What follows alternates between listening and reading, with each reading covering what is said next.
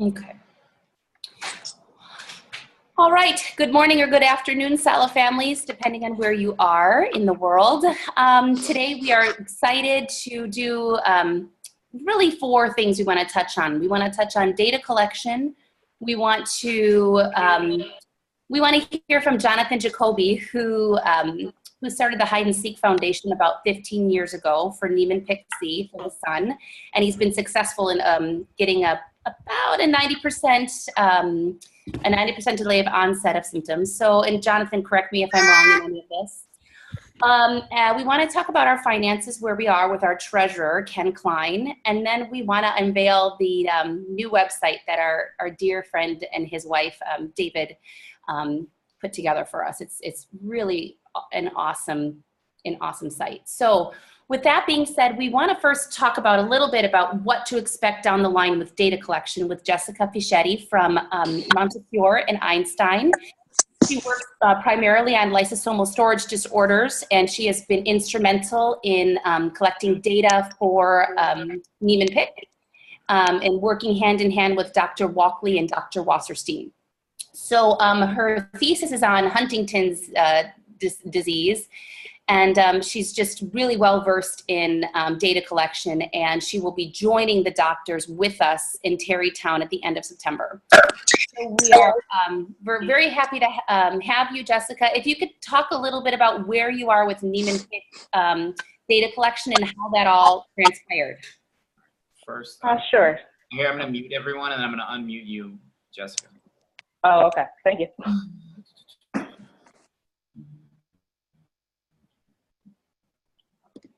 Okay, go ahead, Jessica. Okay. Good morning, everyone. So, as Jessica said, I've been working with Dr. Wasserstein for the past 2 years as a research specialist, primarily for Niemann-Pick disease. I work with types A, B, and C.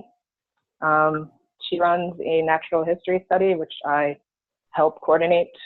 Patients from all over the world contact us. They send us their medical records. I schedule the appointments for them to come in. I collect, we get radiographic imaging data from them, blood samples, and that's all stored in a database. I also work with Dr. Levy for Niemann-Pick type C, doing a phase 3 drug trial. Patient comes in every 2 weeks and receives the drug. I've been asked to speak a little bit about international data collection. So Dr. Wasserstein has been saying that we should probably think about starting a database for solid disease, since there's so many severity and different types, and especially since it's so rare and there's patients all over the world. So I don't envision that happening until after the meeting in September. A protocol has to be made, which is basically a study plan where you have your objectives outlined, any background information from the existing literature, which I know there's not much, patient selection, any inclusion or exclusion criteria, and risk and benefits. And then in tandem with the protocol, you also have to create a consent form, which is for the patients who want to be involved in the, let's say, a database or the research. And basically, it's a simplified version of the protocol, explaining what the study does, all the risks and benefits, and then a potential problem with getting this started would be making sure the consent form is actually translated in all the different languages. So I know like Norwegian, Finnish, Russian, I believe. That would all everything has to be translated so everyone understands what the study is about and agrees to it. And then in addition, before anything ever happens, there has to be a budget in place and then a contract. Okay. So if you have any questions about data collection, you could ask me. Okay. Does Kaisers, do you have any questions regarding data collection? Or I don't think that much can happen until the doctors all meet. Yeah, sure. Yeah, no, we don't have questions yet. Thank you. Not okay. Yet. Yeah. Anybody in the States? No. And Canada? No, we don't. Thanks. Okay. Hi, Alexa. And then Caroline, do you have any questions about data collection? No, but yeah, I just wonder, do you need a minimum of people joining to get some kind of, so you can see some kind of, I don't know how to call it, but Yeah. do you need 10 people or 100 people or? If we were doing statistical analysis, yes, but this is just to get any information at all on the disease. Okay. There's so little information on it, so the number wouldn't matter right now. Okay. Mm. That's a good question. So where are you with your data collection for Niemann-Pick? You're pretty advanced in that. Did I understand Dr. Wasserstein correctly when she said that you're really now just getting great data collection for Niemann-Pick? Well, for the natural history study for Niemann-Pick types A and B, that has been going on for like 20 years. So we have a lot of data from all the patients over the past 20 years. The problem is organizing all the data, and it's going to be put into a disease registry. Okay. All right. Thank you for joining us today, and we will see you at the conference, and we'll know more once the doctors meet and they have an idea of how they want to go forward with the foundation and the research. So thank you so much for joining us, and no problem. I'm going to turn it then to Jonathan Jacoby, who started where we are 15 years ago. And it's exciting all that he has done, and there's a lot of work for us to do as families. So, and the more collaboration we have, the better. So, Jonathan, I'm going to turn it to you then. Okay. Okay. Thanks very much. I'm really happy to be able to do this, and I really know from personal experience what you're going through. And I just want you to feel like it's going to take a lot of work, and it's worth it because you really can make a difference. So I'm going to just give you a little bit of a taste of what we did. Not expecting, in fact, hoping that you won't do exactly the same thing, but hoping that you'll see that if you have certain principles and you are able to implement and work with certain principles and sort of even best practices, that you can really make a big difference. So I'm going to just share the screen and go to, let me see when I find it here. Just a minute. Find it on my screen. So just give me 1 sec, okay? No problem. Go. Okay, this should work now.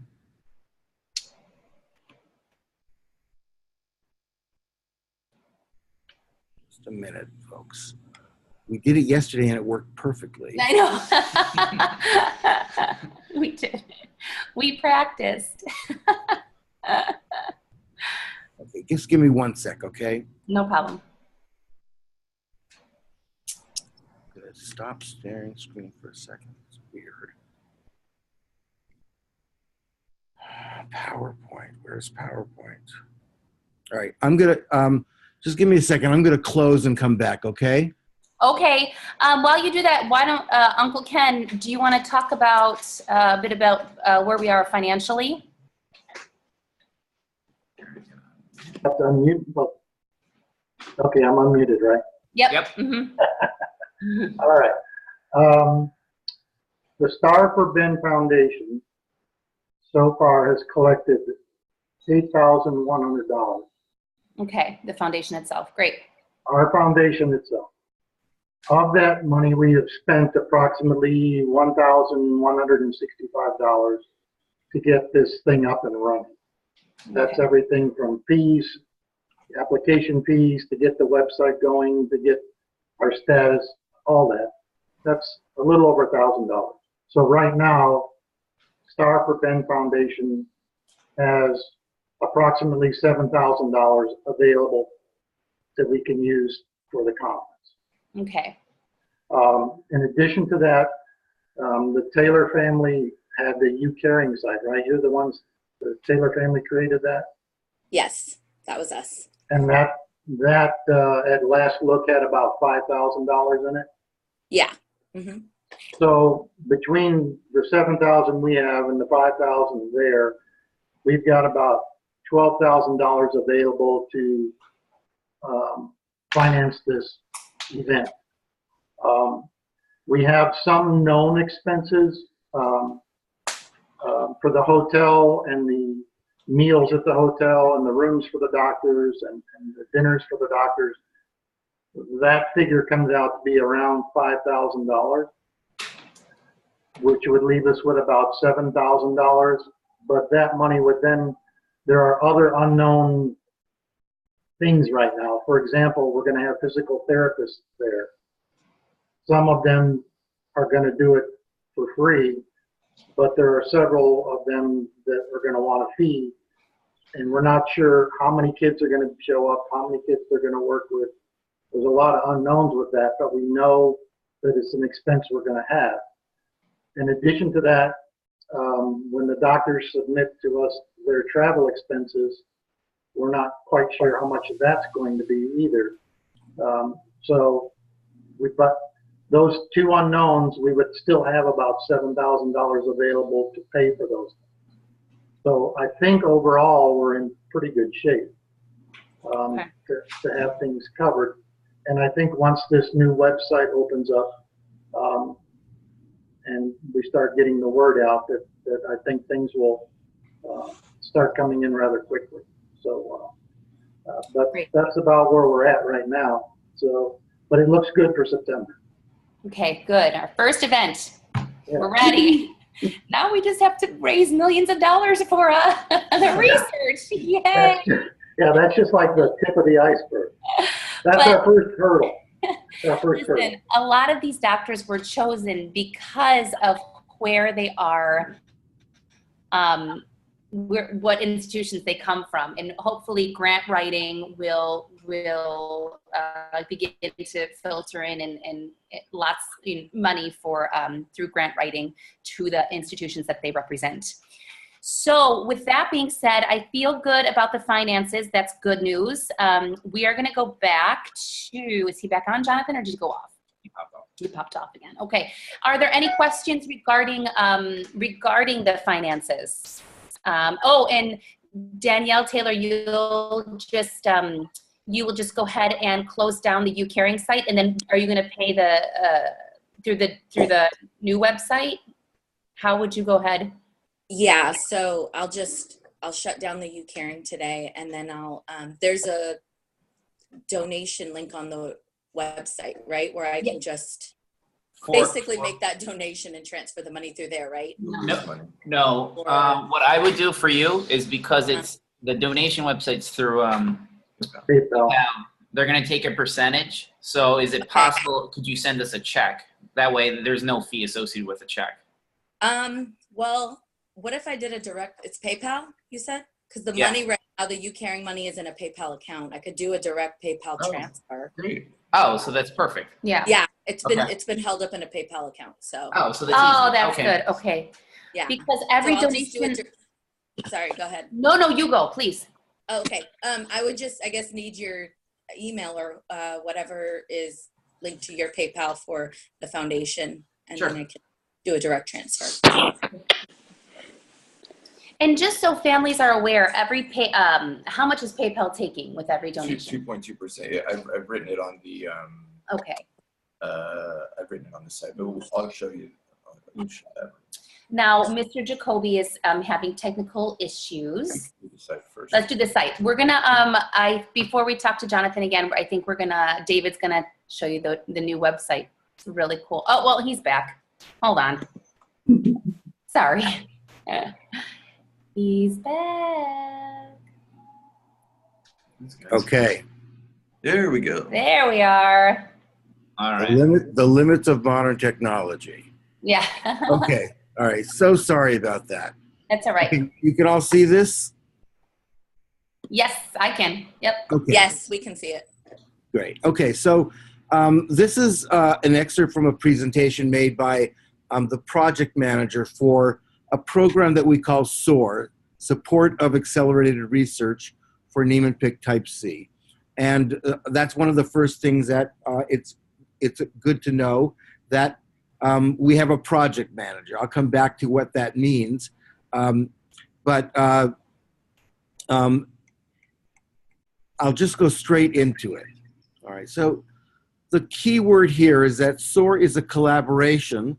It's a collaboration of scientists and of families with children who have Niemann-Pick type C disease. NPC is it's a very rare disease, not as rare as SALA, but still really, really rare.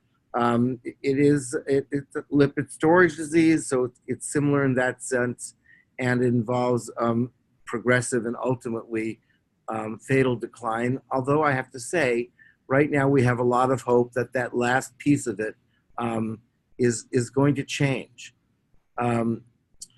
We set one very clear objective for SOAR, and this is a very important thing, that we had one objective, which is to accelerate the development of therapeutics, and doing so by working on compounds that have been identified at the bench, meaning in the labs, and can then move toward a clinical trial.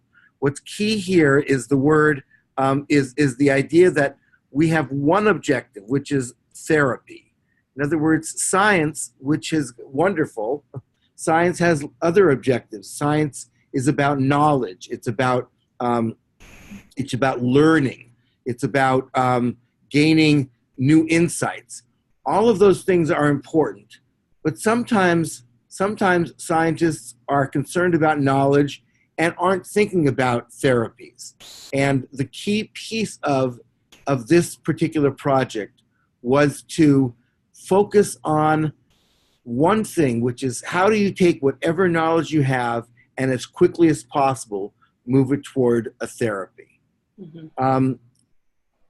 The part of it that I was most involved with, obviously, is working with is finding the families who wanted to be part of this.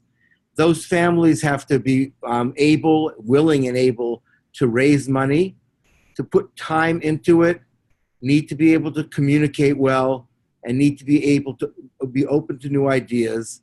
And here is a really key word, confidentiality, that the families needed to be willing to keep confidential things that they learn from the scientists, because the scientists, as I'll come back to and explain a little later, it's very important for them to maintain a certain level of confidentiality. And sometimes parents don't want to do that because, in this world especially, we want to keep openness and getting the word out about things and transparency are very important terms. But as I'll explain in a minute, it's really important to for the sake of this progress on this, to be able to keep in confidence things that we learn from the scientists. So the first thing we did is we interviewed a small set of scientists and looked for some key attributes, that they have research backgrounds that complement each other. In other words, they're not all working on the same, they're all working on Niemann-Pick disease type C, but that they don't all have mouse models where they do analysis of the brain, for example. You need a researcher who has other animal models. You need researchers who do different kinds of testing. They need to have complementary backgrounds and skills. This is very important, that they're willing to work collaboratively and share unpublished data. Published data is how they make their living in some ways, by publishing. Like academics in general need to publish or perish. these scientists need to operate as if they were one lab and share data they get in real time, not only after it's published. Mm-hmm. And the other thing that we found critical is that they had relationships with us. That the biggest motivating factor for these scientists has become helping the kids, not their own professional needs and their own scientific curiosity, both of which are important. I'm not trying to in any way diminish it, but their highest priority right now is helping the children. Okay. The third thing was what I said before, which is to have a very, very clear objective. In our case, it was to bring one compound to clinical trial within 3 to 5 years. We didn't quite make it, but we were able to help bring a compound to clinical trial. I'll get back to it. And the strategy is very simple. Establish a pipeline. Get a set of drugs that either compounds or drugs that exist or that are being developed, and really, really quickly evaluate them. So one of the things that you'll learn, or if you haven't already, is that there are hundreds, if not thousands, of drugs or potential or compounds that could become drugs that could, in fact, have an impact on the disease.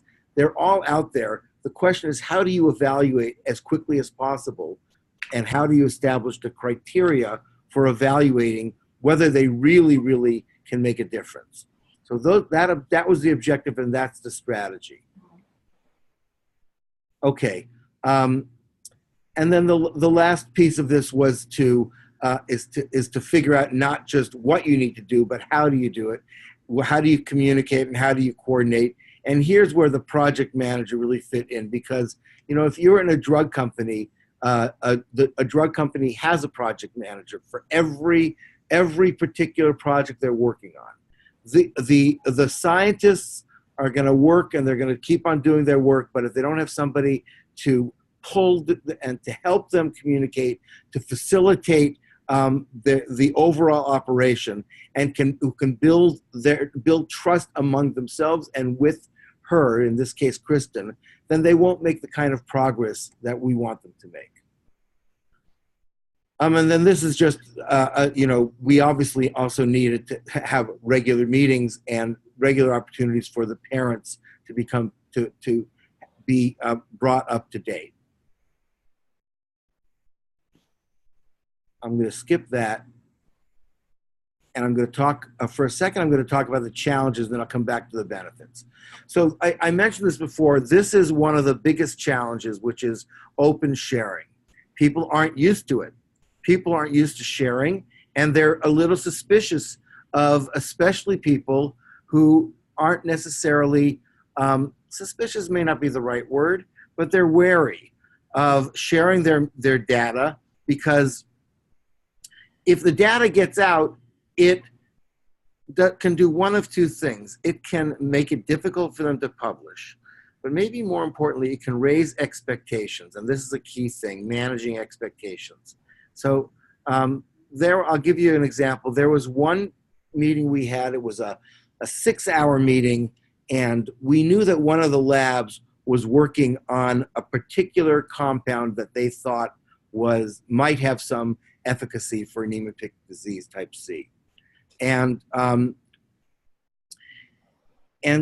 we as parents were really, our expectations were high. We really wanted to know more.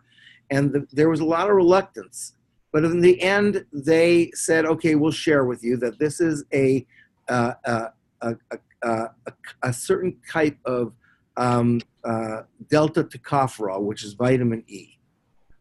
Well, the first thing that one of the parents did is go say, vitamin E? You mean something that's available off the counter? We could give vitamin E to our children and it'll help them?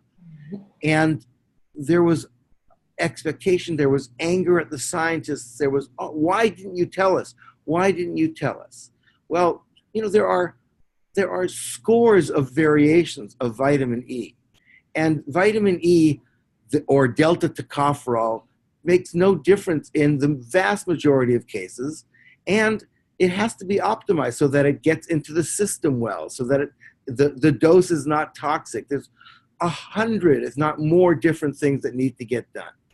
And in fact, vitamin E, although it's still being worked on, is probably not something, because the amount of vitamin E you need to get into the system would be toxic. So, but this created, first of all, you know, our hopes went like this and then like this. Yeah. And that's not good. And there was some mistrust that was created, especially on the part of the scientists of one of the families who went out there and put this thing online and said, you know, vitamin E, and why aren't the scientists sharing with us, and things like that. And so we're doing fine right now, but this, which sometimes feels like a constraint of ours, this is in fact really, really important to do, which is to have guidelines for sharing information. Now, there's lots of benefits. It's a resource. This particular collaborative of scientists provides testing and services to tens of other labs, and they have they have the expertise, they have the experience, and they have the ability to help create this network of collaborators. So that, for example, we might be working, our scientists might be working on one idea, but there are lots of people out there that are working on ideas, and our scientists are able to help them. There's also this direct connection that we're able to have between, you know, the good way of the information being shared means that we can find out what's going on in, you know, we have a real idea of the progress that's being made, and sometimes how hard it is to make the progress. And for them, they have Kristen puts it this way, which I think is beautiful. It's life relevance. They know that when they're doing this work, they feel they're connected. They're connected to my Joshua, and it's really it's really a beautiful thing. Okay, here's something to intimidate you. This is how SOAR works.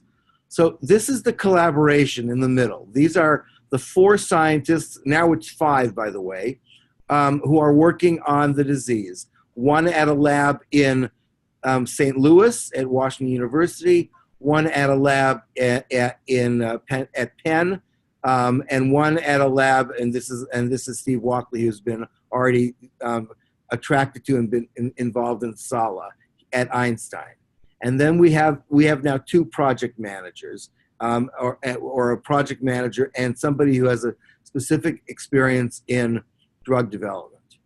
Then there are, as I mentioned before, there are all kinds of other programs that are out there. There was a researcher working on how to mitigate autotoxicity. One of the side effects of the drug that's now in clinical trial is that it causes partial deafness. So how do you stop that?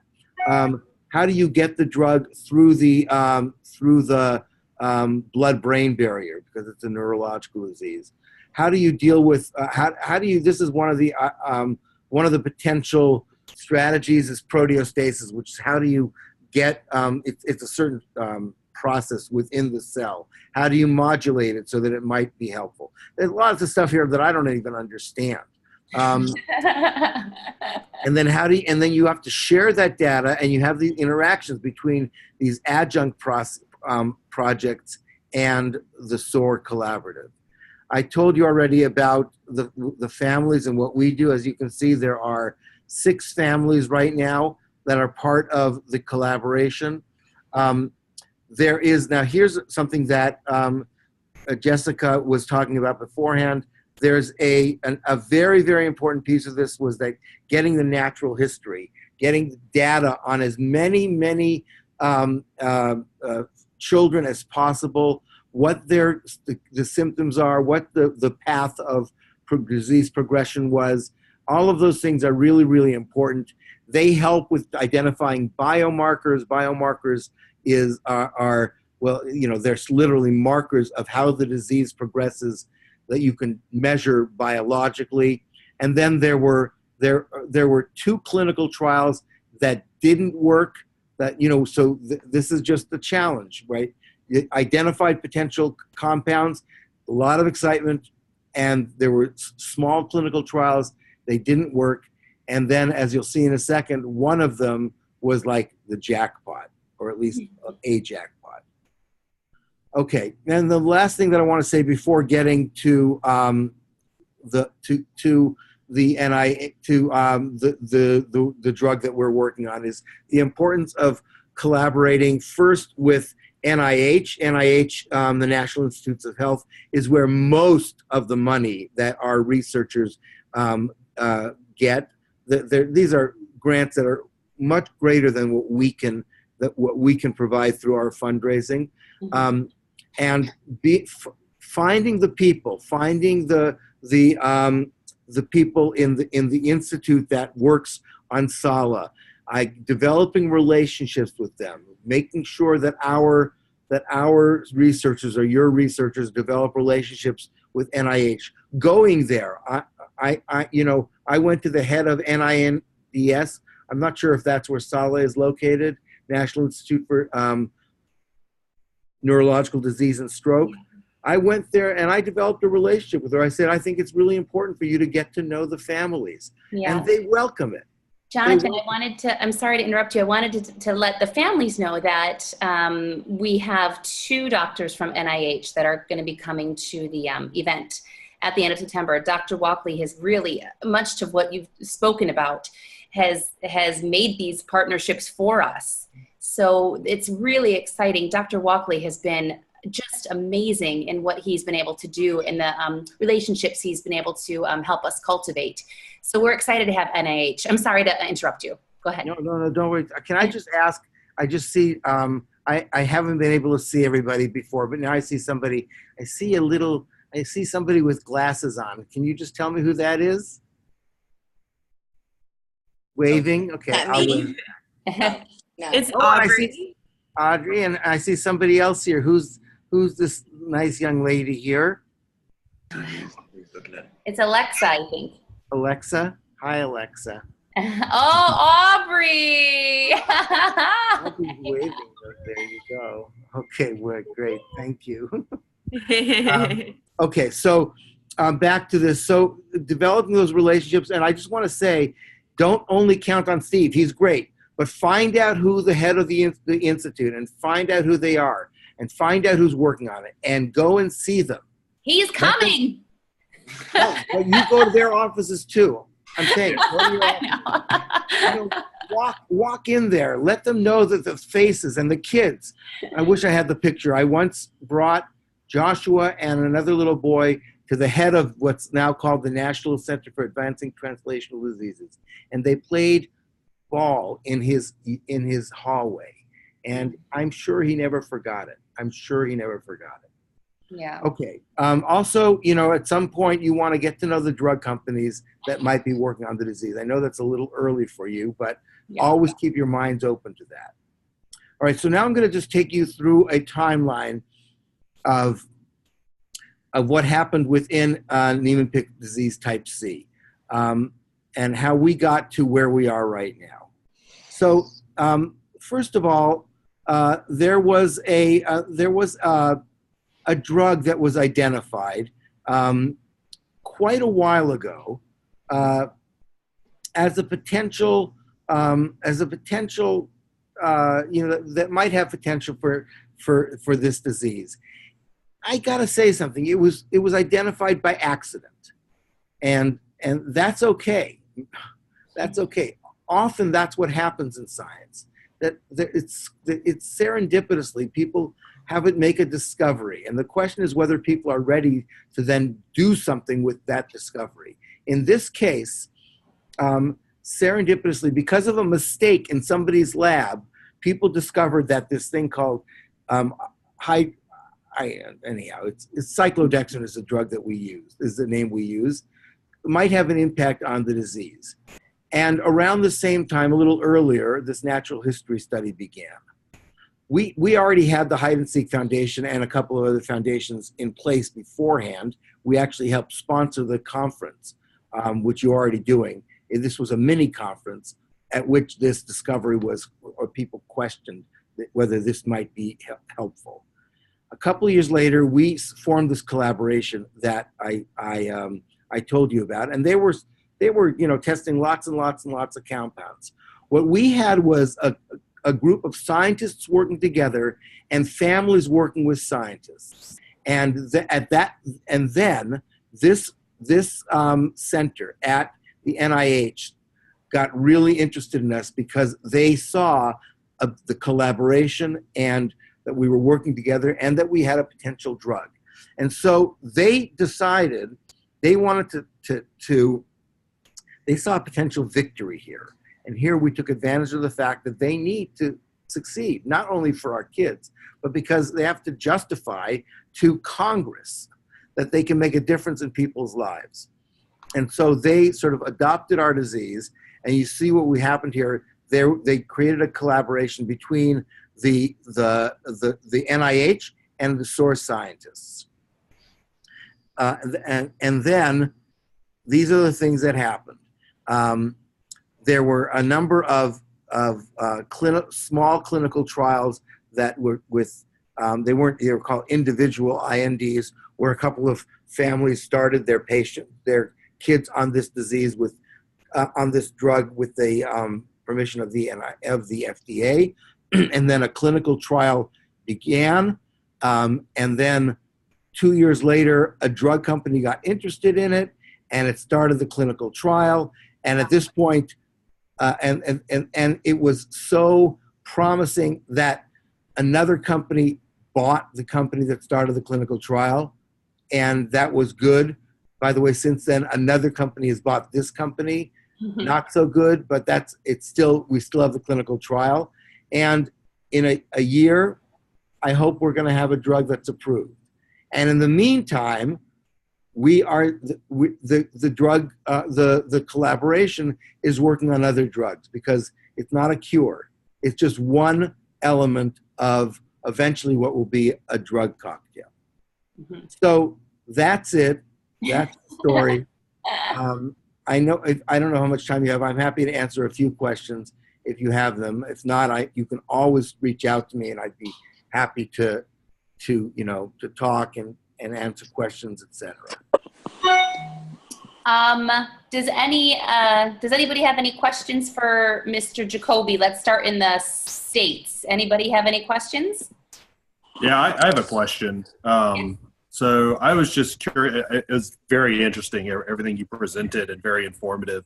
One thing you mentioned was identifying scientists that have complementary backgrounds, but not, duplicative backgrounds, so to speak. I mean, how in the world can people identify that? Is that the project manager, or is that something that they can self-identify? I'd just like your perspective on that, please. Thank you. Well, I'll tell you. In this case, I did it because I was the first person to dive into this stuff.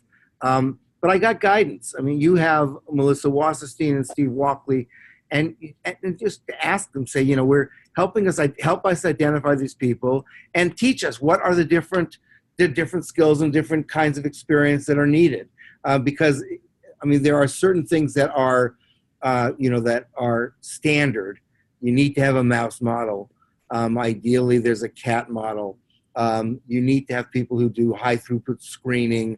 You need to have people who do I can't remember. There's lots of different kinds of analysis. What I did actually was I went around and I interviewed 2 or 3 scientists, and I came up with a grid of what the different pieces, what the different skills needed to be, and then it was like a checklist. I will say this, the most important thing by far was the willingness to collaborate and to work with each other. And that was like, once you had that, a little bit of duplication was fine because people were willing to collaborate, and therefore they would figure out how their skills were complementary. And to add to that, that's a really great question, LeBlanc family, is Dr. Walkley has done a lot of that already. And I wanted to share with all of you guys that he also, there's been a breakthrough in Ohio, at University of Ohio, transporters of sialin, and that's going to be really key. And Dr. Walkley found this team that's been working on it, and now these two doctors, one maybe two, they're also going to be joining our think tank. So Uncle Ken, we needed to talk about that too, with adding some more. And Dr. Walkley, he said, can we afford a couple more doctors? But they've had such a great breakthrough that it's like, if we're going to get all these doctors together, we're going to do it right.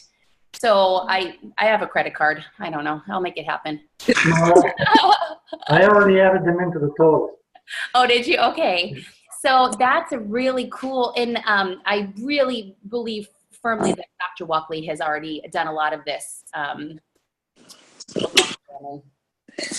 Just remember that that I'm sure Dr. Walkley has helped with it, but I also think that you just ask him, is there a little bit more that can be done? Just a little bit of push, a little bit of push.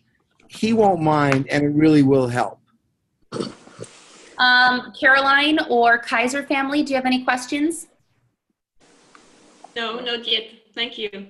Okay. Thank you very much. It's very good to hear from a person who is so near to a project. It's very, very interesting. Thank you very much. It's daunting for us as we're just starting. Yeah. So, Caroline, do you have any questions? I'm sorry. Sorry, no, not at the moment. No. Canada? Just thank you for all this information. We're just a little bit overwhelmed. There's just so much to do. There's so much to do. We're going to do it a day at a time. So, yeah. And anybody else in the States? Any other questions for Jonathan before he departs? Not here. Thank you very much for sharing that. Thanks. Lots to do. David, I think I'm going to turn it to you then. You can show folks the website. Bye, Jonathan. Thank you. Thank you. Thank you. Bye. Thank you. Bye, David. Bye. Bye-bye. So, let me share my screen. You all can look at the site now, which is live at salaresearch.org. I'll just share it on the screen. You can see, first let me preface this by saying I am not a web designer. I'm a guy who likes to draw as a hobby. And I've kind of taken this on as my personal art project, so to speak. So it's my first ever website. There are definitely things that probably need correction. Any and all comments are welcome, but it's been a fun exercise and I welcome all your feedback. You see the basic site, which advertises the basics of the site and the think tank, as you can see with this slideshow feature. We have information about the foundation and about Salad disease, where we also feature a link to a video from the Hide and Seek Foundation, Jonathan's foundation down below. And what I think is most unique, of course, about this site is the individual star pages that we've created. And I'll say just a few things about these sort of individual pages, which are featured below and at the top, under rock stars. The first is that each one has a basic theme and concept. Again, literally everything could be changed. I welcome feedback on everyone's individual pages or the pages to come in terms of colors, layout, everything. But basically it's to feature photos of the family, a welcome message, identifying what you can do in terms of making contributions, sharing on social media, signing up for updates, and then there is a guest book, which I see the LeBlanc family has already begun to share and receive some nice messages. And I'm sorry to go through this quickly, but all of you can certainly take a look at it. It is now live. You will see that Elodie's page is in 2 different languages. I'm happy to do that as well. In terms of the 2 different sides of this. And again, you can go and scroll through this as yourself. Again, if there's different colors that you'd like, it's quite easy to change all of this. But you get the basic concept.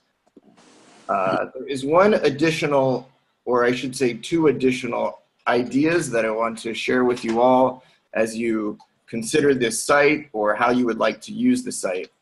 As you see, it's all the same thus far for each individual site. There are 2 new ideas that I want to introduce, and this is purely optional for each individual family. At the moment, there's a kind of static welcome note, and it can to be shared as you see each page is individual. There is one option if you would like to have your own personal blog that you yourself log in and update and have rolling updates that you could share on social media with your family to drive traffic back to the site. You can update and blog about whatever you'd like, and it is essentially your website. I can now set that up, and I have the Ben site as an example to do that. Let's see if it works. As you can see,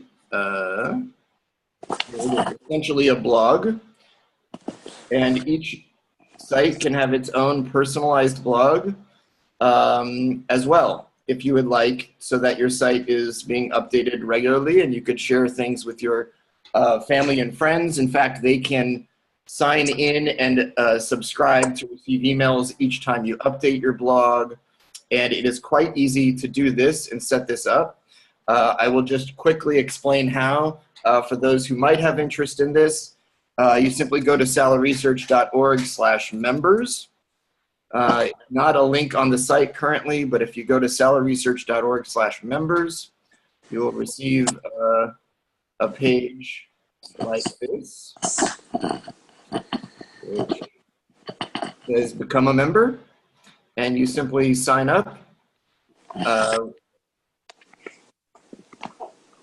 I will, just for sake of showing what it looks like once you log in, I will log in from Mike's account. Once you sign up and log in, it is quite easy. Mike or myself will update you as a member, and once you are updated as a blog contributor, and I'll just share that really all it is to update the site, if there is interest in creating your own blog, is to simply click on your picture, create a post. And when you do that, you can write whatever you would like. The only thing to note is in post settings, when you click on post settings, you will see categories, and your star will be listed, and all you do is simply link to your star, done, and hit publish, and it will show up on your site. That's pretty much that simple, and it will be so that only your updates appear on your site. I'll also note that each individual site, the URL, the web address is salarysearch.org/the-name. So in this case, it's salarysearch.org/Aubrey/Ben/Jackson, etc., etc. One other wrinkle, which I'm also able to do, and again, this is purely optional for anybody who wishes to have the site accessible only by friends and family or only by members of the Sala community. I can also create it so that your individual site is only accessible through a password or only accessible by those who've registered for our site. If you'd prefer to do it that way, if you'd like a page that only people with a code can access so that you could share updates with only your friends and family, we can do that as well. I will say that I'm happy to add additional pages or again make any changes whatsoever. I certainly welcome your feedback. Again, my first time, but it's been a fun project, and I look forward to your thoughts and feedback and participation to the extent you guys would like. And again, it's quite quite easy to set up the blog yourself if you like.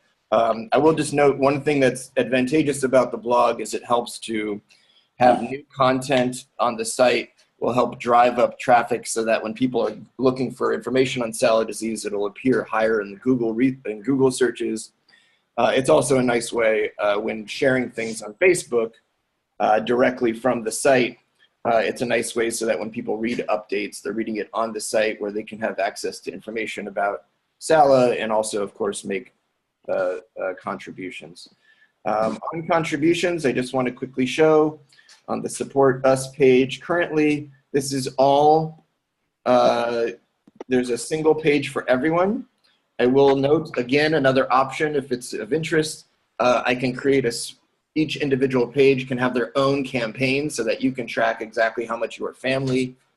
I didn't set that up. I wasn't sure everybody would want that, but it's very, very easy to add. That's pretty much the page. Curious if there's any questions or thoughts. Nice job. Nice job.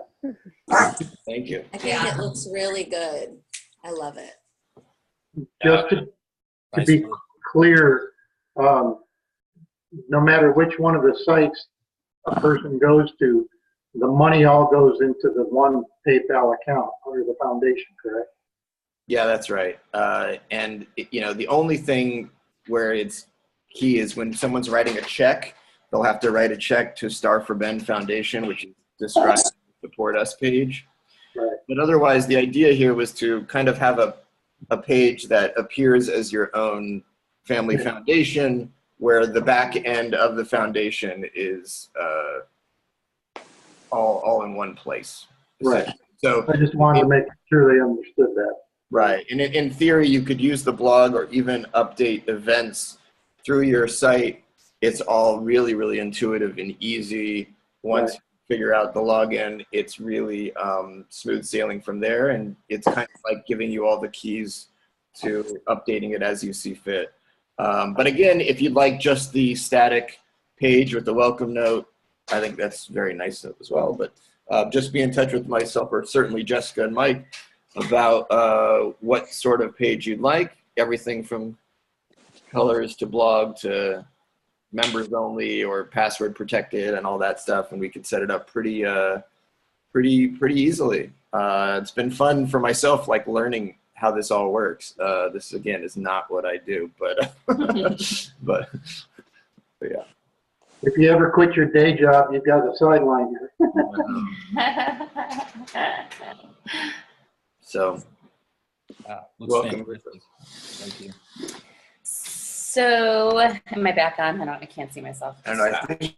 I think somebody was speaking on mute, maybe. I'm not sure. You want to stop sharing? Sure. Yay! All right. All right.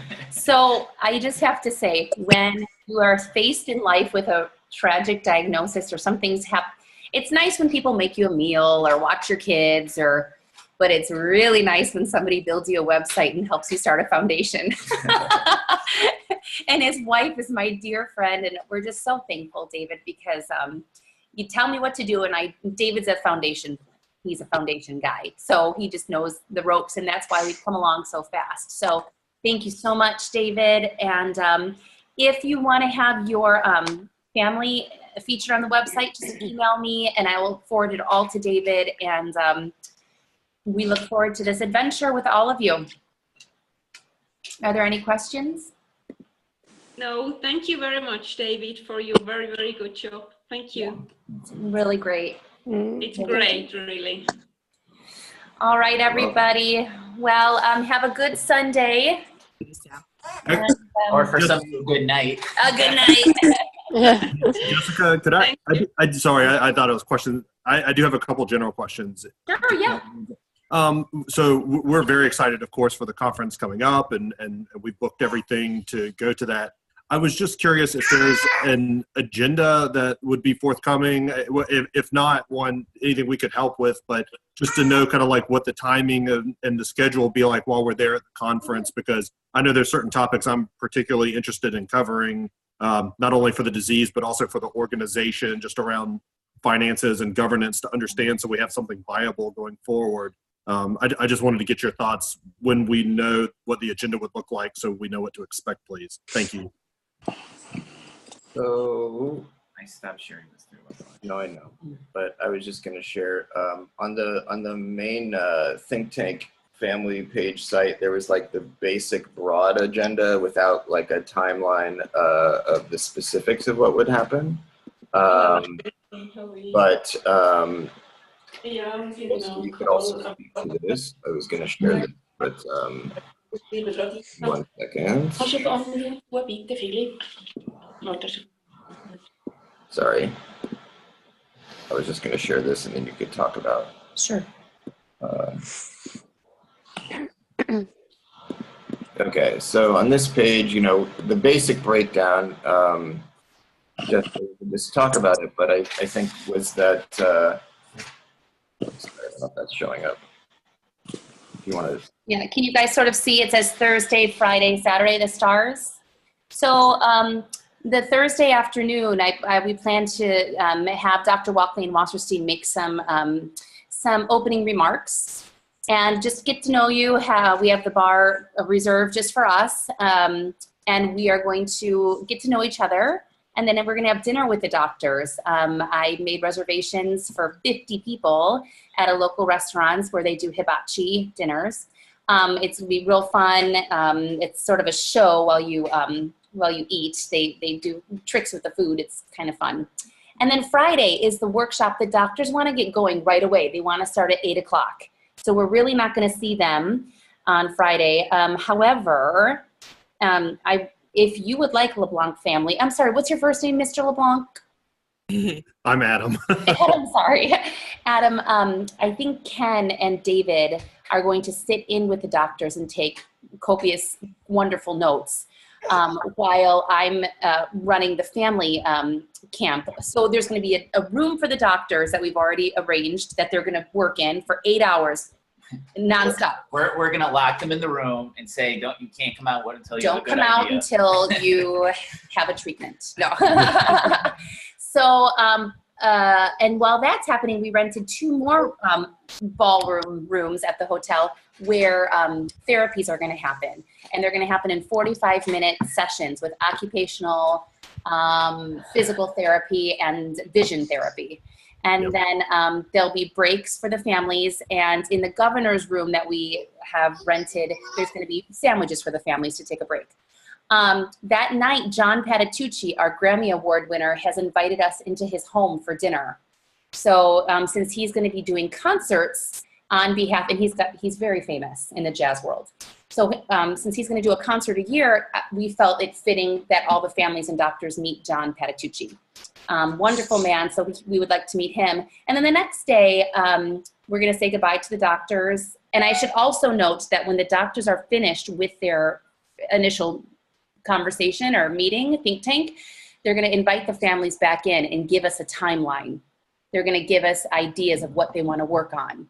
They're going to give us ideas of treatments and how they're going to facilitate those. So hopefully that helps you, Adam.